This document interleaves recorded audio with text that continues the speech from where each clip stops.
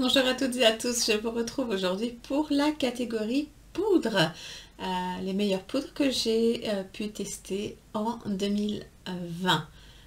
Eh bien, si ça vous intéresse, restez avec moi et c'est parti. Donc dans la catégorie des poudres, il y a une poudre qui est toujours là, qui est la poudre de chez Becca, la poudre Hydramiste. C'est celle qui se présente un peu comme ceci. Difficile de vous faire mieux que ça. C'est une poudre qui a un effet rafraîchissant, qui est très fine. Et qui ne marque pas mes zones de sécheresse. Donc depuis que je l'ai essayée, je l'ai adoptée et elle est toujours avec moi. Elle est vraiment, enfin, oui, c'est une poudre de finition. Elle est pratiquement imperceptible sur la peau, mais elle fait bien tenir le maquillage et elle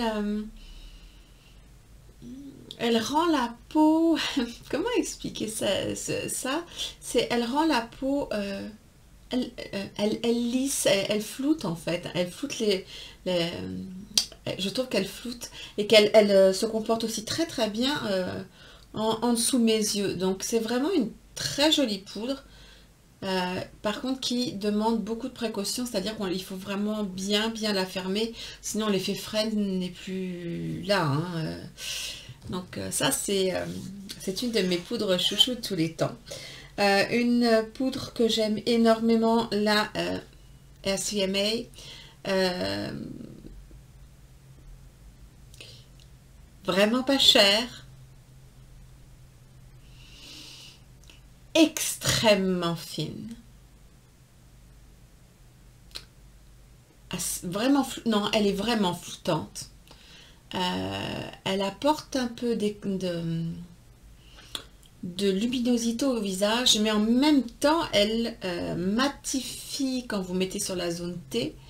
Elle fait super bien tenir le maquillage.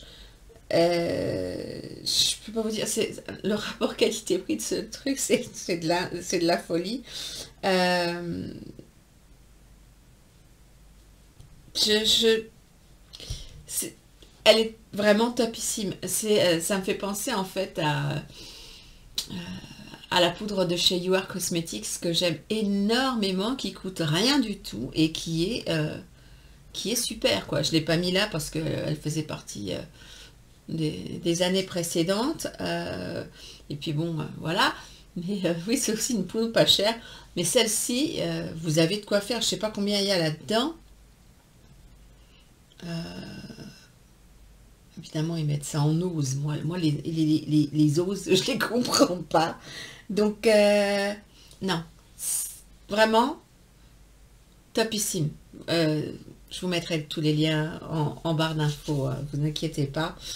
S'il y a quelque chose qui vous plaît, comme d'habitude, les liens, les codes en dessous. Et deux poudres que j'aime énormément.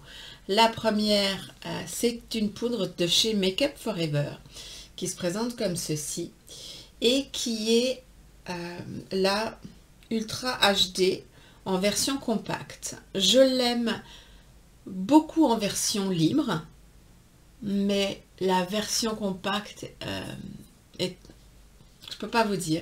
Je trouve qu'il y a le produit est pareil, mais la façon d'appliquer cette poudre qui est vraiment blanche, hein, quand vous la regardez comme ceci, moi celle-ci pour le dessous des yeux, bon pour tout le visage il n'y a aucun souci, hein, elle est parfaite, voilà, elle est parfaite. Et pour le dessous des yeux, elle lisse vraiment bien aussi le contour des yeux, je la trouve absolument géniale. Honnêtement, toutes les poudres que je vous montre, les deux meilleures pour le dessous de mes yeux, c'est la Make Up For Ever et la RCMA. Ça, vraiment, pour fixer le concealer, pour faire en sorte qu'il n'y ait pas de plis, que ça crease pas, que ça reste très lisse. Par contre, j'en applique vraiment très légèrement. mais topissime. Après, pour le reste du visage, les trois sont superbes. Et la dernière que je trouve aussi magnifique, c'est la poudre lumière de chez Hourglass, dans la catégorie ambiante, c'est en Dim Light, la couleur Dim Light. Et c'est cette couleur-ci en fait. Elle apporte douceur et un peu de satin, une version un peu satinée. Je ne sais pas si vous pourrez voir, vous voyez. Les autres, par exemple, si je prends la Make Up Forever, comme les deux autres, hein, que ce soit la BK ou la RCMA, elles apportent de la lumière, mais elles sont blanches, vous voyez, et elles sont translucides quand on les applique. La Hourglass, elle laisse vraiment ce petit côté, vous voyez, ce petit côté lumineux.